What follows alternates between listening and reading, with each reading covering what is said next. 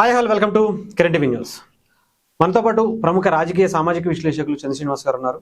ఆయన అడిగి నారా లోకేష్ గారి గురించి, ఆయన పరిణితి చెందుతున్నటువంటి రాజకీయ నాయకుడిగా మారుతున్నటువంటి పరిస్థితి గురించి అడిగి తెలుసుకున్నాం. సార్ నమస్తే.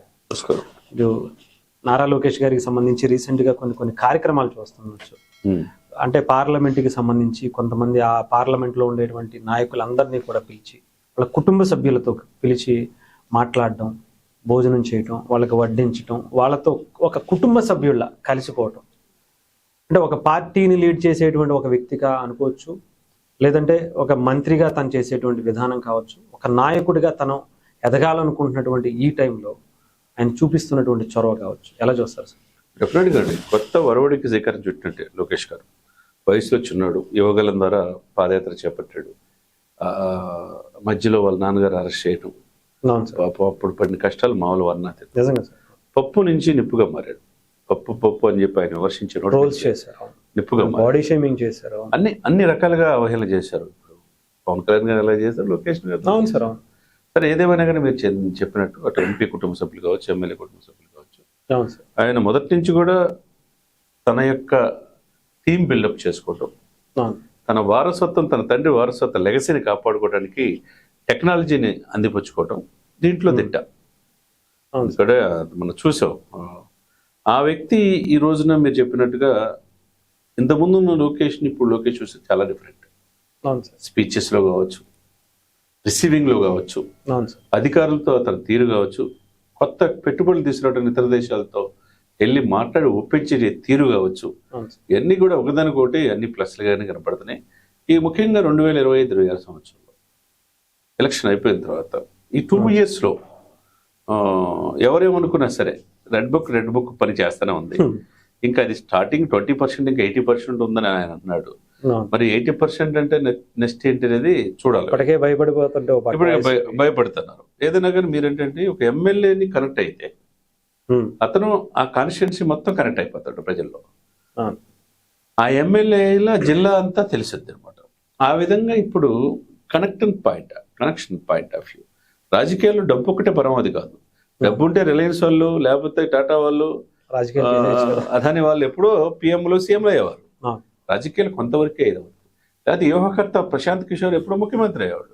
కానీ ఏంటి ఘోరంగా ఫెయిల్ అవ్వాలా? ఇక్కడ ఏంటంటే రాజకీయాల్లో ప్రజలు నిత్యం ఉండాలి, ప్రజలకు అనుగుణంగా పనిచేయాలి. సంక్షేమ వాటిని అభివృద్ధి మధ్యతలకి ఏమైంది గత ప్రభుత్వం?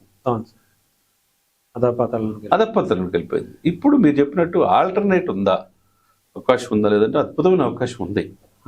ఈసారి డెఫినెట్గా 80% ఇప్పుడు కొద్దిగా దాడిలో పెట్టింది. నెక్స్ట్ 2 నెలలతో కూడా గెలిస్తే తప్పితే అది Pavan Kalyan CM, Lokesh deputy CM, ఇప్పుడున్న ఫార్మేట్ రివర్స్ చేసుకుంటూ ఉంటే డెఫినెట్గా ఇరువురు ఇచ్చిపుచ్చుకున్న దానిలో సక్సెస్ అవుద్ది.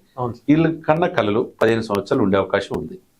ఇప్పుడు మీరు చెప్పినట్టు, మీరు అడిగినట్టుగా ఎప్పుడు లేని విధంగా కొత్త వరవడి కదా, ఎమ్మెల్యే కుటుంబ సభ్యులు పిలిచి వాళ్ళ దగ్గర తీసుకొని వాళ్ళకి పార్లమెంట్ సభ్యులు కావచ్చు, ఎమ్మెల్యేలతో కూడా అట్లా ఉంటాడు ఆయన. మీరు గమనించారు లేదో? ఎమ్మెల్యే వారసులుగా వచ్చేటువంటి వ్యక్తులు కావచ్చు, వాళ్ళ పిల్లలు కావచ్చు, అందరితో కూడా. ఇప్పుడు అటు అనుకుంటే మండల బుద్ధప్రసాద్ గారు వచ్చారు, ఆయన కుటుంబంతో సహా వచ్చాడు. ఆయన ఎమ్మెల్యే, ఆయన పరిధిలో అట్లా ఎవరైనా సరే పేరు పెట్టి పిలవటం, కుటుంబాలు పరిచయం చేసుకోవటం, చిన్నపిల్లల మారిపోయి తన ఎక్కడో బయట పెట్టల, తన కుటుంబంలో ఇంట్లో ఉండవల్లోనే పెట్టాడు. వాళ్ళందరూ సాధక బాధకాలు తెలుసుకోవటం, ఇది నాయకత్వ లక్షణాలు.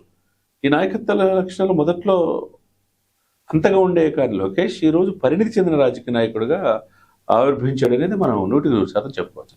ఆయనగా మార్చుకుంటున్నాడు, ఆయన మౌల్డ్ చేసుకున్నాడు. ఎట్లా వే ఆఫ్ ప్రజలకి. ఇప్పుడు మంగళగిరిలో ఏంది పరిస్థితి గతంలో, ఇప్పుడు ఏంటి ఆ కాన్స్టిట్యున్సీ తీసుకున్నప్పుడు శాశ్వత అడ్డా చంద్రబాబు నాయుడు గట్ట అయిందో, పిఠాపురం పవన్ కళ్యాణ్ గారు ఎట్లా అవుతుంది, మంగళగిరి శాశ్వత అడ్డా లోకేష్ మెజారిటీ తెచ్చుకున్నారు. అక్కడ గెలవనటువంటి స్టేజ్ నుంచి హైయెస్ట్ మెజారిటీ ఈవెన్ ఆఖరికి జగన్మోహన్ రెడ్డి గారి గాజువాక నుంచి అంత హైయెస్ట్ మెజారిటీ అదే.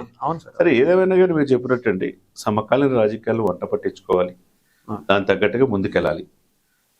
ఆ పాయింట్ ఆఫ్ వ్యూలో ఇప్పుడు లోకేష్ పరిణితి ఎట్లయితే ఉందో డెఫినెట్గా నిర్దాక్షిణంగా కరెక్ట్గా లేకపోతే మీరు పని చేయట్లేదు, అయిపోయింది అని చెప్పిస్తున్నాడు సునీతంగా. కాబట్టి ఈ పాయింట్ ఆఫ్ వ్యూలో ఏంటంటే ఎవరు ఎంతవరకు దేంట్లో ఇన్వాల్వ్ అవ్వాలని చూస్తున్నారు. అంతే కదండి. ఎవరు తన ఎగ్జిస్టెన్స్ ని కాపాడుకోవాలా, నెక్స్ట్ ముఖ్యమంత్రిగా ఎవరు చేయాలి. ఎల్లకాలం చంద్రబాబు నాయుడు గారు ఒక్కళ్ళే ఉంటారు కదా. వీళ్ళిద్దరి మధ్య మ్యూచువల్ అండర్స్టాండింగ్ ఉంటే ఎలక్షన్ ముందు వెళ్ళామనుకో, సీఎం అభ్యర్థి పవన్, డిప్యూటీ సీఎం లోకేష్ అని కలుపుకుని వెళ్ళేటువంటి తత్వం, అన్న అన్న అని చెప్పడం, పిలవటం. అదే నేను చెప్పింది మీరు చెప్తేనే ఆ ప్రతి ఒక్కరిని ప్రేమతో పిలిస్తే కనెక్ట్ అయిపోతారు. అవును సార్. అరే మా చంద్రబాబు నాయుడు గారు కొడుక, సీఎం కుమారుడు మమ్మల్ని పిలిచాడా, మా ఇంట్లో మా భార్యని పిల్లల్ని అక్కుని చేర్చుకున్నాడా, మంగళగిరి చీరలు ఇచ్చి పంపిస్తాను, మంగళగిరి చీరలు ఇచ్చి పంపించు, గిఫ్ట్ బ్యాక్ చేసి, ఇది సరికొత్త రాజకీయాలకి మనం ఎగ్జాంపుల్ గా మనం. Right sir. Thank you sir. Thank you so much sir.